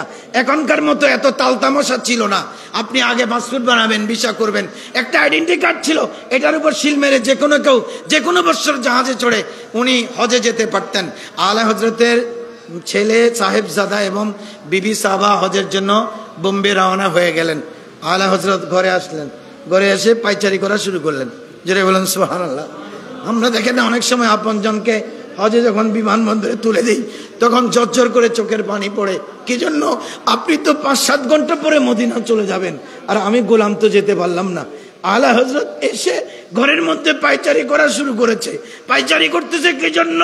আর ওই নাতে মুস্তাফা পড়তেছে, জান দিল খ্বাহিশ ও খেরাত সব তো মদিনা পৌঁছে, तुम नहीं चलते रज़ा, अल्लाह अकबर बोलें, तुम नहीं चलते रज़ा सारा तो मान गया। আলা হযরত বলতেছে, আই নবী, তোমার দরবারে আমার ছেলে চলে যাচ্ছে, আমার বিবি চলে যাচ্ছে, আলা হযরতের জান চলে গেছে, মাল চলে গেছে, রক্ত চলে গেছে, সম্পদ চলে গেছে, আলা হযরতের বডি কেন থাকবে বেরেলি শরীফে? তুমিও চলে যাও না মদিনায় পাকে। এই বলে গাট্টি গোছাতে শুরু করলেন, বলে যে আমিও চলে যাব, থাকবো না, আমি এবার মদিনা শরীফে আমার বিবি বাচ্চাদের সাথে ওই বোম্বেতে গিয়ে জাহাজ ধরবো, ওই জাহাজে চড়ে আমি মদিনা পৌঁছে যাব। জানা দিল খ্বাহিশ খর্দ সব তো মদিনা পৌঁছে। হুজুর আমার সবকিছু মদিনা বহুত আগে আমি পার্সেল করে দিয়েছি কুরিয়ার সার্ভিসে, আমি আলা হযরতের হাড্ডি আছে যে, রক্ত আছে যে, আর কিছু নাই, আমিও চলে যাবো এবার। এখন ছাত্রদেরকে ডেকে বললেন তাড়াতাড়ি ট্রেনের টিকিট করো, আমি বোম্বে যাব। বলে যে হুজুর কেন? কই আর কেউ যাওয়ার দরকার নাই, আমার সাথে এবার একা। কি জন্য? যে আমি বোম্বে যাব যে হজে যাওয়ার জন্য, তোমরা আবার ব্যাক করা কঠিন হয়ে যাবে। টিকিট করলেন বেরেলি শরীফ আইসা, টিকিট করলেন যে ফার্স্ট ক্লাসে, ফার্স্ট ক্লাস ট্রেন, খুব খেয়াল করবেন আলা হযরত কোন জাত দেখেন, ফার্স্ট ক্লাস ট্রেন। ট্রেন যেটা পাই সেটা করতে বলেছেন, করে ফেলেছেন ফার্স্ট ক্লাস। হুজুর বলে যে ফার্স্ট ক্লাস বগিতে আপনার জন্য আসন বরাদ্দ। হুজুর বলেন এটা কখন পৌঁছবে? কয়টা বোম্বে পৌঁছতে পৌঁছতে সকাল 6টা-7টা বাজতে পারে। কয় আমি এই জাহাজে করে বোম্বে যাব না, কারণ এসা আমি পড়ে ফেলেছি, ফজর যদি কাজা হয়ে যায় মদিনা গিয়ে চেহারা দেখাতে পারবো না। আমি এক ওয়াক্ত নামাজ কাজা করে মদিনা যেতে চাই না। মদিনাওয়ালার গোলাম কোনোদিন নামাজ ছাড়তে পারে না। কি বলেন ঠিক কিনা? এখন তো আমরা সবাই সুন্নি মুসলমান, নামাজের রক্ত আসলে খবর নাই, ওই সুন্নি আমাদের দরকার নাই। ওই ছাত্ররা বললেন হুজুর এখন কি করি? অন্য কোন বগি আছে কিনা দেখো, যেটা আরো আগে ছাড়বে, দ্রুতগামী হইয়া বোম্বে পৌঁছবে, ফজরের আগে আগে পৌঁছে যাবে। বলে হুজুর একটা আছে, তবে এটাতে আসন নাই, এটা বসলে ওই চাটারের মধ্যে নিচে বসে যেতে হবে। আলা হযরত বললেন ওকে, আমার কোনো ব্যক্তিত্ব পার্সোনালিটি লাগবে না, আমার লাগবে আল্লাহ এবং রসুলের সন্তুষ্টি। ওটাতে টিকিট করে তুলে দাও, আমি পৌঁছতে পারলে হবে। ফজরের নামাজ যেন বাবকতে আমি বোম্বে স্টেশনে পড়তে পারি, আমার ক্লাস দরকার নাই। জোরে বলুন না সুবহানাল্লাহ। আমরা তো এখন পাজেরো না হলে, প্রাডো না হলে নড়াচড়া করতে পারছি না। এত বড় হযরত তিনি কিসে করে আসবেন? সেদিন এক বক্তা, এটা সমালোচনা নয়, এগুলো আপনাদের বুঝবার জন্য। সুন্নিরাও বড় বড় এখন বেমাতাল হয়ে গেছে। এক বক্তা আমার সাথে হুজুর একসাথে মাহফিল ছিল আর কি। আমরা তো কোনো, ইনারা ভাইরাল, আমরা তো ভাইরাল না, কিচ্ছু না। হয়তো আপনাদের দেখে দেখে এখন মাঠে এরা কি জন্য স্মরণ করছে জানি না। ওমা আমি মাহফিলে গিয়ে দেখতেছি 25টা ক্যামেরা, এদিকে 15টা, এদিকে 10টা, এক স্ট্যান্ডে 4টা করে। আমি তো ডরাই গেছি, কিরে বাবা কি ঘটনা, এতগুলো ক্যামেরা এই হুজুরের কাভারেজ করার জন্য আসছে, ঘটনা কি? তখন আমি কোনো রকম দোলা বোলাই বসে আছি, ওনার সামনে তো আমি কিচ্ছু না, আলা হযরতের মতো। আলা হযরতের গোলামরাই দেখেন না, কিচ্ছু নাই, কিচ্ছু নাই কোনো রকমে। আলা হযরতের এক ছাত্র একদিন, মানে এক ভক্ত এনাকে দেখতে আসছিলেন, খুঁজতেছে, আলা হযরত কই? ওনার সাথে দেখতেছে হুজুর মসজিদের বারান্দার পাশে ওযু করতেছেন, একটা পায়জামা আর একটা ছোট্ট বাইট্টা পাঞ্জাবি, মাথায় একটা সাধারণ টুপি, ওটা দিয়ে ওযু করতেছে। ওনার কাছে জিজ্ঞেস করতেছে আলা হযরতকে দেখা করতে আসছিলাম, আলা হযরতকে চিনেন? কয় আলা হযরতকে চিনি না, তবে আহমদ রাজাকে চিনি। কয় উনি আর কি, উনাকে দেখছেন? কয় উনি আমিয়েরই।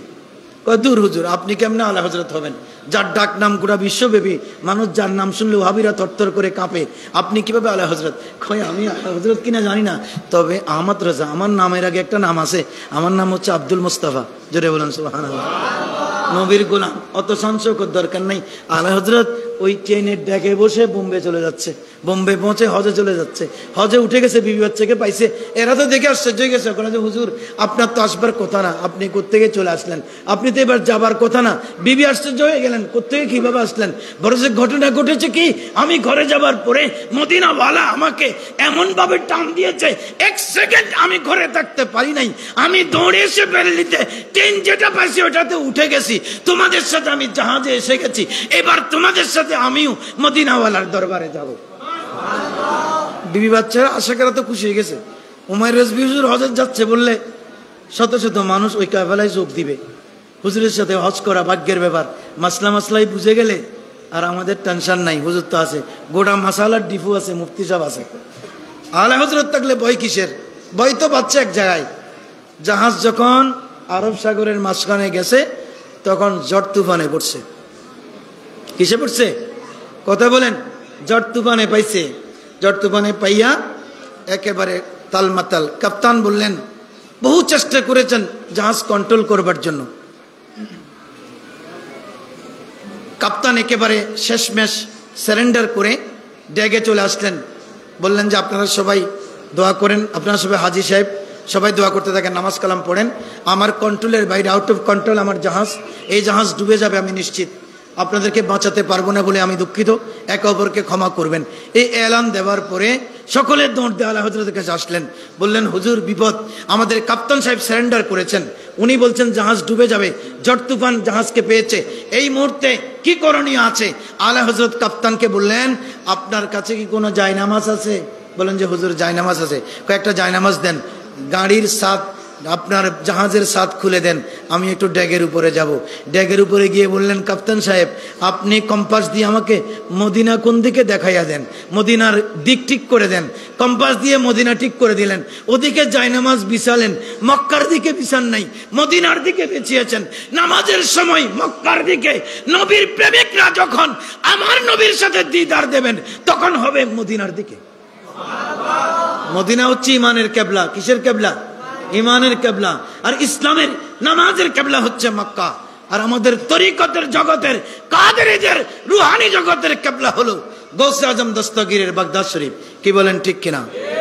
উনি কেবলামুখী, মদিনামুখী হয়ে বললেন ইয়া রাসূলুল্লাহ আপনি একটা দোয়া শিখিয়ে দিয়েছেন হাদিসের মাধ্যমে। কি দোয়া?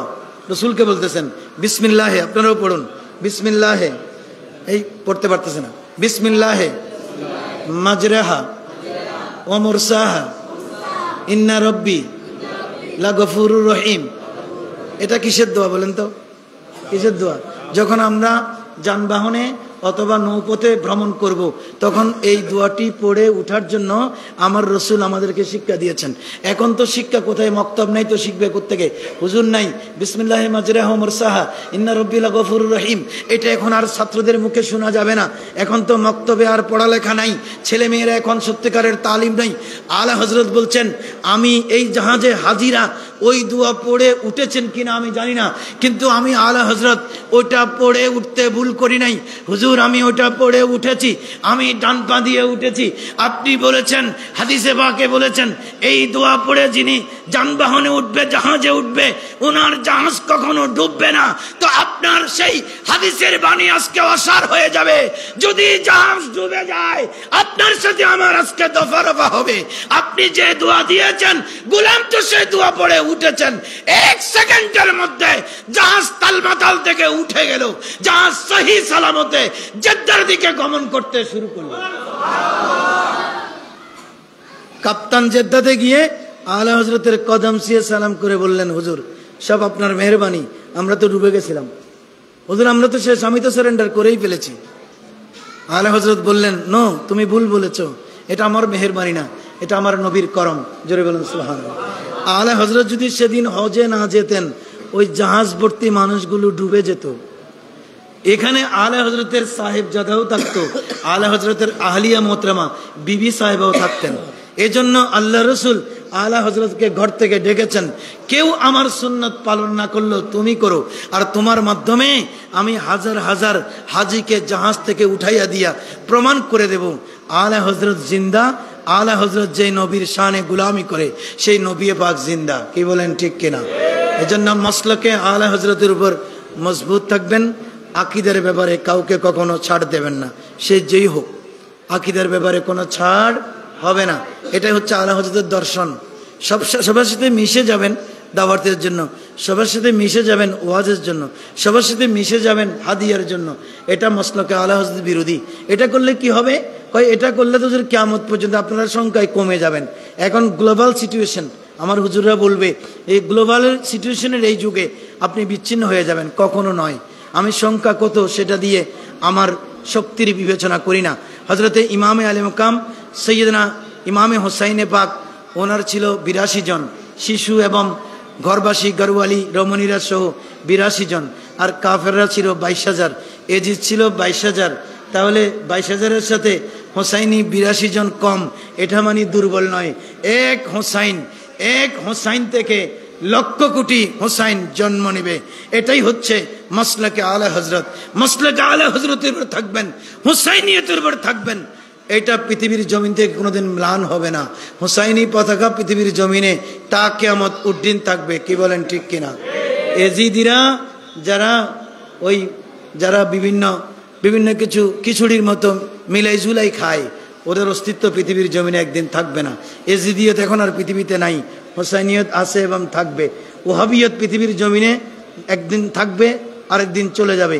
একদিন খলত মলত হবে, একদিন এই দলের সাথে মিশবে, একদিন ওই দলের সাথে মিশবে। আলা হজরত কথার সময় থাকলে হুজুর যদি দেরিতে আসতেন আর কিছু কথা বলতাম। আপনারা দেখেছেন পত্রিকায় রাজনৈতিক দলগুলো, এখন আমি রাজনৈতিক কথা বলছি না, কোনো কিছু হতে না হতেই আমাদের ওহাবিজের মার্কাজ হাটহাজারী মাদ্রাসায় দৌড় দেয় সবাই। ওদিন দেখবেন যারা মাজারে কোনোদিন যায় নাই, যারা মাদ্রাসায় কোনোদিন ঢুকে নাই, আমাদের সেই সমন্বয়করা ওরাও দৌড় দিছে ওই মাদ্রাসায়। মনে করতেছে তাদেরকে ফুঁসলে, তাদেরকে ভালো করে তেল ওয়েলিং করলে ভোটের সময় কিছু ভোট পাবো। সব রাজনীতির আগে দেখলাম যারা ক্ষমতায় থাকতো ওদের স্বরাষ্ট্রমন্ত্রী ঘন ঘন ওখানে চলে যায়। ঘটনা কি? কয় বড়জু থেকে দোয়ানি। আজকে দেখলাম আমাদের দেশের একটা রাজনৈতিক দলের কিছু নেতাও ওখানে গমন করেছে দোয়া নেওয়ার জন্য।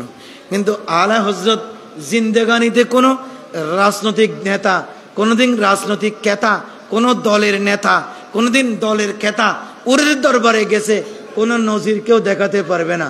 এজন্য মসলকে আলা হজরত কিয়ামত পর্যন্ত জিন্দা থাকবে। কি বলেন ঠিক না?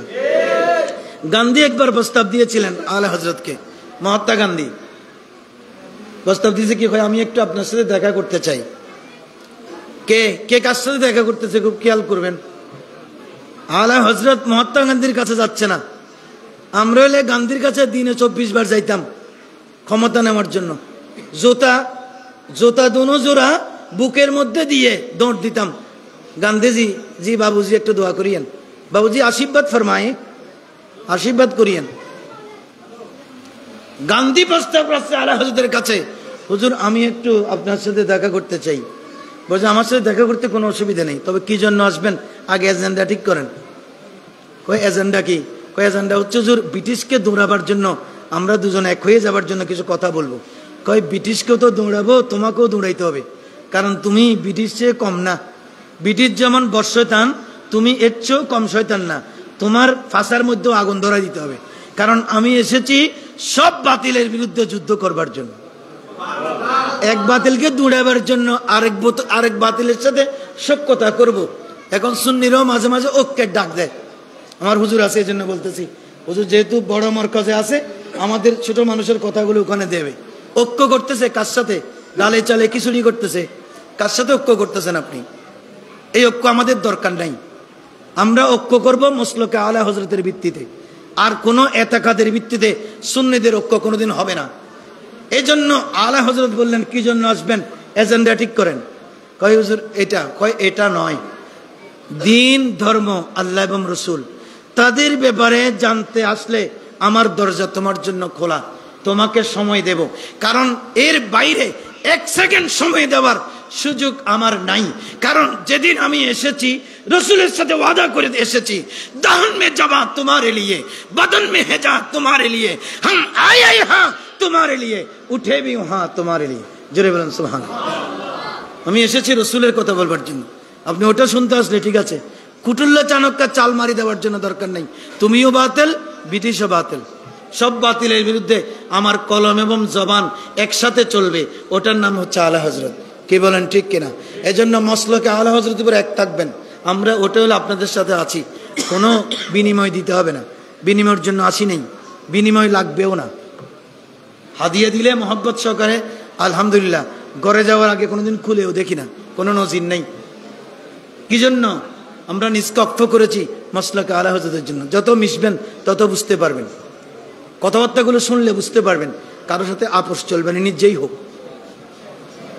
এজন্য হজরতের তকরির শেষ পর্যন্ত শুনবেন, আশা করবে যে আজকে হজরতের আর মাহফিল নাই, জানি না আরো 2-3টা আছে কিনা। হুজুর আজকে মনে হয় আজকে আর নাই, আপনারা ভাগ্যবান। নড়াচড়া করে হুজুরকে বিরক্ত করবেন না, হুজুরের মর্জি মোতাবেক তকরির করবেন। 11:30 টাইম দিচ্ছে, 12টা হলে গুনাহ হবে না, কি বলেন ঠিক কিনা? একেবারে নড়বেন না। এখানে তাবারুকের ব্যবস্থা থাকবে, সুন্নিরা যেখানে ওখানে তাবারুক থাকবে, লাল ভাত থাকবে, টেনশন করার দরকার নেই, খাইতে পারবেন। আমরা ইমানি খোরাক এখন দিচ্ছি, তারপরে দিবে আপনার শারীরিক গাজা, এখন রুহানি, তারপরে শারীরিক। শেষ পর্যন্ত বসবেন, হযরতের তাকরীর শুনবেন, আমাদের জন্য দোয়া করবেন। উদ্যোক্তাদের জন্য অসংখ্য ধন্যবাদ, এবং বিশেষ করে এই মাদ্রাসাবাসী, আপনারা যারা আকবরী এলাকাতে থাকেন, আপনাদেরকে নিয়ে আমরা ফাউল ফিল করি। আপনারা একজন খতিব পেয়েছেন, দুনিয়া বাসা, কদর করবেন, নিয়ামতের কদর করবেন। নিয়ামত চলে গেলে বুঝতে পারবেন, মুয়াজানা করে তখন বুঝতে পারবেন কি হারাইছেন। আপনারা কদর করবেন, ইজ্জত দেবেন, প্রতি জুমা এখানে পড়বেন।